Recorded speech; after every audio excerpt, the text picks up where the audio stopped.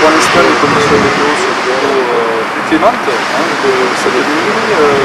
En même temps, sur la bouture de l'Hérault, on entend l'eau qui vient de l'Hérault. Et donc l'Hérault est en train de monter doucement. Pour l'instant, il n'y a rien à la Écoutez, on a pris les précautions nécessaires, à savoir de bien faire amarrer tous les bateaux sur les berges, de commencer à prévenir les habitants qui vivent tout près du fleuve.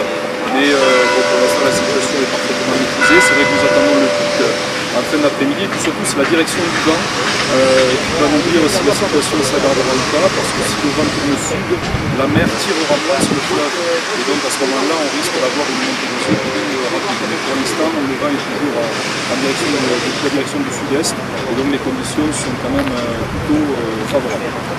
Alors on ne peut jamais dire qu'il n'y a aucun risque, mais on va dire que pour l'instant la situation quand même nous est favorable, que dans d'autres périodes on a pu passer.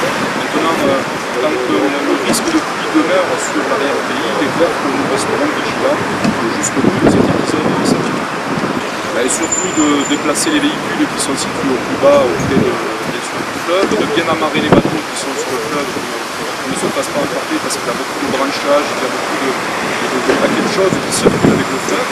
Et donc on leur conseille surtout la vigilance en ce moment, mais en même temps, il est inutile de paniquer les gens. Nous avons la situation qui est bien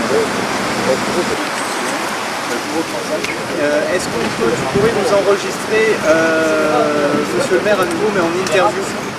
Si on le reprenait ce soir ou cette nuit, étant donné que les sols sont bien gorgés d'eau et que l'eau est déjà haut, on risquerait une deuxième vague éventuellement de provoquer une pluie plus importante. Mais bon, pour l'instant, j'avais de dire que par rapport à ce qu'on a déjà connu, la situation est plutôt rassurante. Justement, plus proprement dit sur votre commune, par rapport à ce que vous avez connu ici, le risque c'est quoi? Quand l'Hérault déborde à Live, quelles sont les conséquences directes? Quand l'Hérault déborde vraiment, il y a des habitations qui sont bien sûr envahies par l'eau, on peut avoir des dommages.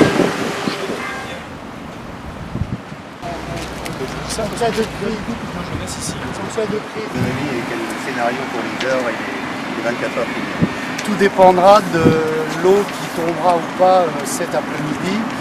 Là, si il n'y a pas de forte précipitation sur l'Hérault, ça peut passer, mais on nous annonce une reprise des précipitations entre 18h, 19h et 20h. Et là, ça peut, à ce moment-là, le niveau de l'Hérault, du fleuve Hérault, peut remonter à nouveau. Contre-données, c'est le déplacement de la phénomène atmosphérique vers l'est et la mise en alerte de Gardon et les précipitations rhodiennes.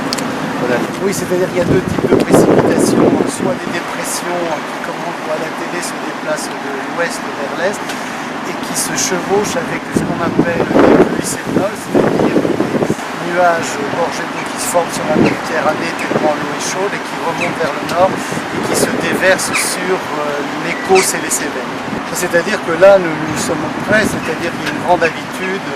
Évidemment, il y a une cellule de crise à la préfecture, les pompiers sont mobilisés en nombre.